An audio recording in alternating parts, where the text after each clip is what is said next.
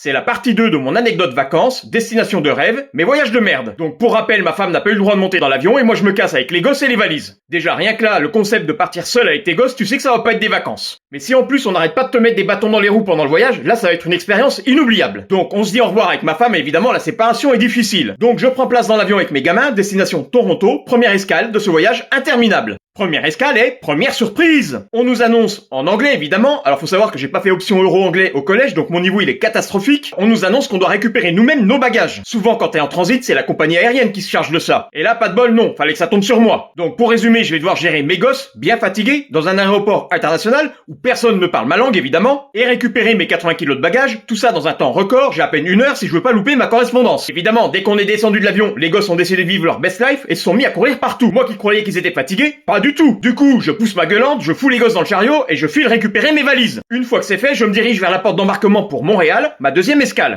Pour l'instant, je suis dans les temps, mais là, contrôle de police. On m'arrête. Vérification des papiers et on me conduit dans une petite salle à l'écart avec les enfants, ça devient louche. Pendant ce temps-là, les autres, ils embarquent dans mon avion. Et là, tu te mets à imaginer plein de choses. J'espère qu'on va pas me faire une fouille intégrale. Alors, vraisemblablement, ils ont un problème avec moi. Mais moi, mon problème, c'est que je vais rater mon avion. Alors, si tu voulais savoir ce que me voulaient les Condés, et si j'ai pu poursuivre mon voyage, mets partie 3 en commentaire.